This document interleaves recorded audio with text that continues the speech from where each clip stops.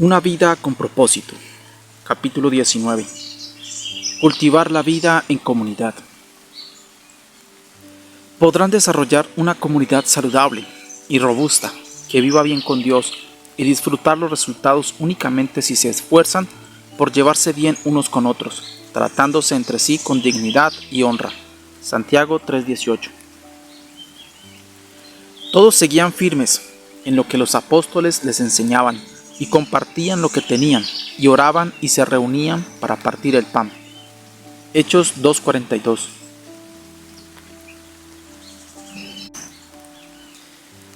La vida en comunidad requiere compromiso. Solo el Espíritu Santo puede crear la comunión verdadera entre los creyentes, pero la cultiva con las elecciones que hagamos y los compromisos que asumamos. Pablo señala esta doble responsabilidad. Esfuércense por mantener la unidad del Espíritu mediante el vínculo de la paz. Para producir una comunidad cristiana que perpetúa el amor se necesita tanto el poder de Dios como nuestro esfuerzo. Por desgracia, muchas personas se crían en familias con relaciones malsanas y por lo tanto carecen de habilidades relacionales necesarias para la comunión verdadera. Debemos enseñarles cómo llevarse bien y entablar relaciones con otros miembros de la familia de Dios. Afortunadamente, el Nuevo Testamento rebosa de instrucciones acerca de cómo vivir juntos.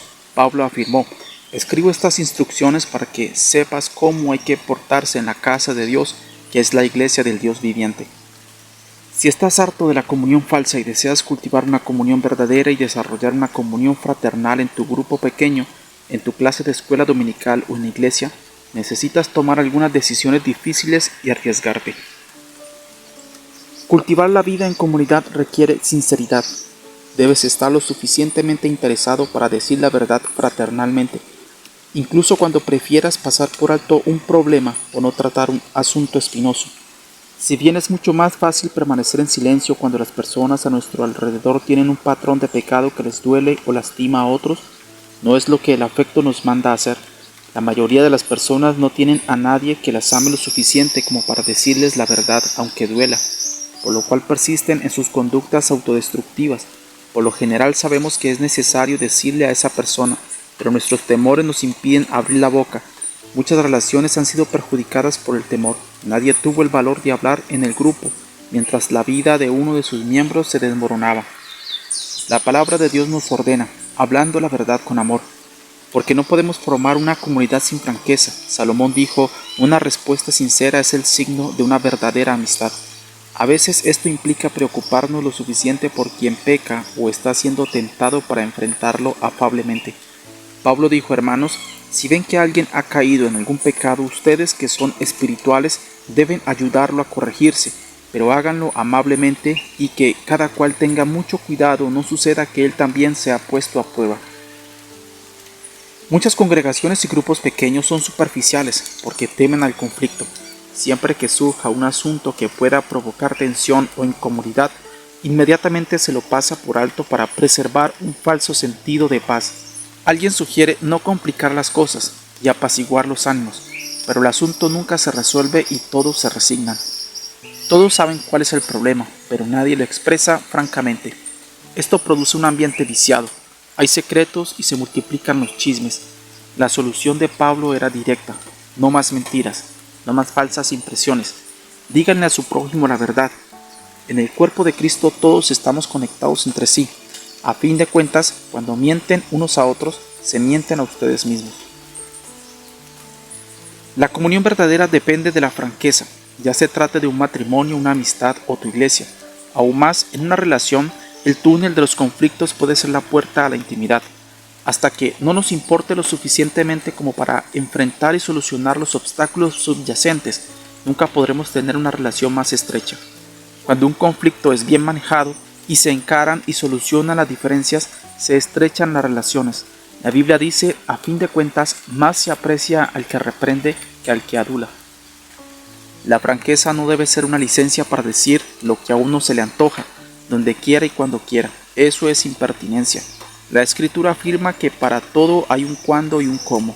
Las palabras irreflexivas dejan cicatrices profundas. Dios nos manda a hablarnos unos a otros en la iglesia como miembros afables de una familia. No reprendas con dureza al anciano, sino aconséjalo como si fuera tu padre. Trata a los jóvenes como a hermanos, a las ancianas como a madres, a las jóvenes como hermanas. Es triste, pero la falta de sinceridad ha destruido miles de relaciones. Pablo tuvo que reprender a la iglesia en Corinto por su pasivo código de silencio que permitía la inmoralidad dentro de su comunidad. Como no había nadie con suficiente valor para enfrentarla, les dijo: no miren para otro lado con la esperanza de que el problema desaparecerá. Sáquenlo a la luz y trátenlo. Mejor un poco de devastación y vergüenza que la maldición. Ustedes creen que se trata de algo sin importancia, pero por el contrario, no deberían actuar como si todo estuviera bien cuando uno de sus compañeros cristianos es inmoral o calumniador, es arrogante con Dios o grosero con sus amigos, se emborracha o es avaro y estafador. No toleren esta situación, ni consideren aceptable ese comportamiento. No soy responsable de lo que hagan los de afuera, pero ¿acaso no tenemos responsabilidad hacia los de adentro, los que conforman nuestra comunidad de creyentes? Cultivar la vida en comunidad requiere humildad. Nada destruye la comunión tan rápido como la arrogancia, la autocomplacencia y el orgullo empedernido. El orgullo erige murallas entre las personas, la humildad construye puentes. La humildad es como el aceite que suaviza las relaciones y lima las asperezas. Por eso la Biblia dice: revístanse todos de humildad en su trato mutuo. La vestimenta apropiada para la comunión es una actitud de humildad. El resto del versículo continúa: Dios se opone a los orgullosos, pero da gracia a los humildes. Este es otro motivo por el que debemos ser humildes. El orgullo bloquea la gracia de Dios en nuestra vida, la que necesitamos para crecer, cambiar, sanar y ayudar a los demás. Recibimos la gracia de Dios cuando reconocemos con humildad que la necesitamos. La Biblia nos dice que ser orgullosos es oponernos a Dios, es una manera de vivir necia y peligrosa. Podemos desarrollar la humildad de manera práctica, reconociendo nuestras debilidades, siendo tolerantes con las debilidades de otros, estando dispuestos a ser corregidos y destacando lo que hacen los demás. Pablo aconsejó: vivan siempre en armonía y no sean orgullosos, sino traten como iguales a la gente humilde. No se crean más inteligentes que los demás. A los cristianos de Filipos les escribió: honren más a los demás que a ustedes. No se interesen solo en ustedes, sino interésense en la vida de los demás. La humildad no es pensar menos de sí mismo, sino pensar menos en ti mismo. Humildad es pensar más en los demás. Las personas humildes se interesan tanto en servir a otros que no piensan en sí mismas. Cultivar la vida en comunidad requiere amabilidad. La cortesía o amabilidad consiste en respetar nuestras diferencias, tener consideración por los sentimientos de otras personas y ser tolerantes con los que nos molestan. La palabra de Dios dice: hagamos cuanto contribuya al bien, con el fin de edificarlas. Pablo le dijo a Tito: el pueblo de Dios debe tener un gran corazón y ser amable. En todas las iglesias y en cualquier grupo pequeño habrá siempre por lo menos una persona difícil, a veces más de una. Estas pueden tener necesidades emocionales especiales, profundas inseguridades, costumbres irritantes o hábitos sociales no desarrollados. Podríamos llamarlas personas NGE, que necesitan gracia extra. Dios puso a tales personas en medio de nosotros tanto para nuestro beneficio como para el de ellas. Son una oportunidad para el crecimiento y poner a prueba la comunión. ¿Las amamos como hermanos y hermanas y las tratamos con dignidad? Los miembros de una familia no se aceptan porque sean inteligentes, hermosos o talentosos. Se aceptan porque pertenecen a la misma familia. Defendemos y protegemos la familia.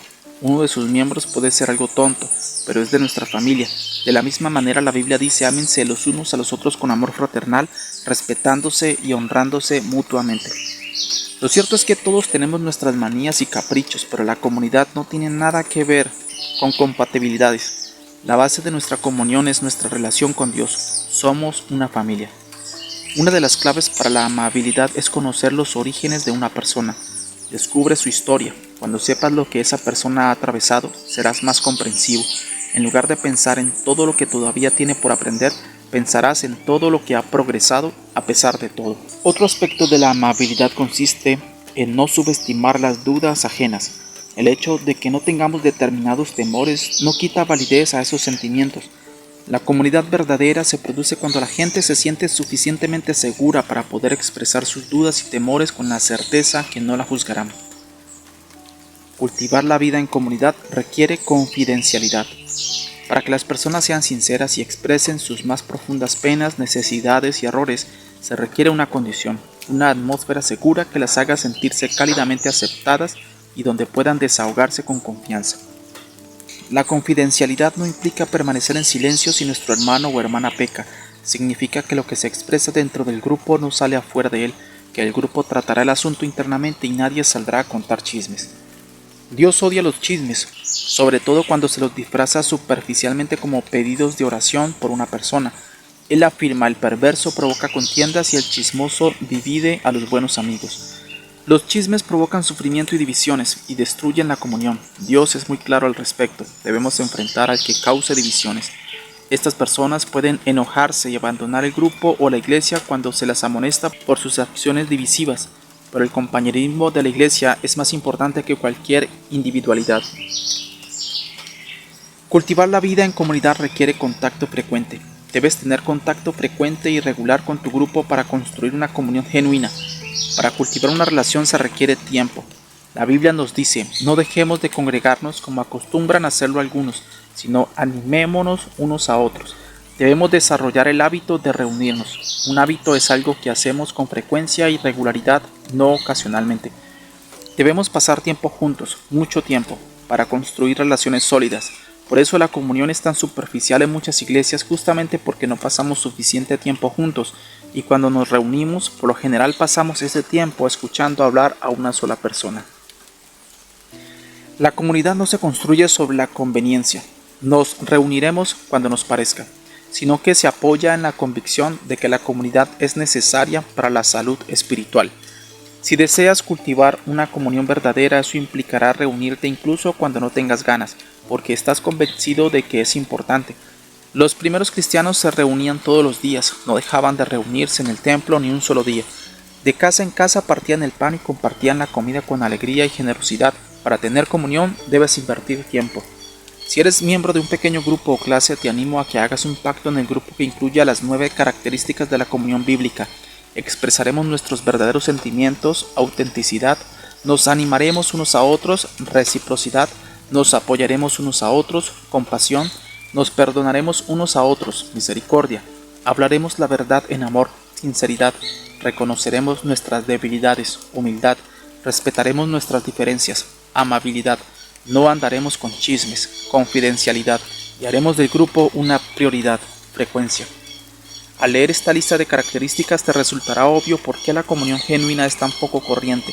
Consiste en formarnos en interdependientes. Sin embargo, los beneficios de compartir la vida juntos superan largamente los costos y nos preparan para el cielo. Día 19. Pensando en mi propósito. Punto de reflexión. La vida en comunidad requiere compromiso. Versículo para recordar. En esto conocemos lo que es el amor en que Jesucristo entregó su vida por nosotros. Así también nosotros debemos entregar la vida por nuestros hermanos. 1 de Juan 3:16. Pregunta para considerar. ¿Cómo puedo cultivar hoy las características de una comunidad verdadera en mi grupo pequeño o en mi iglesia?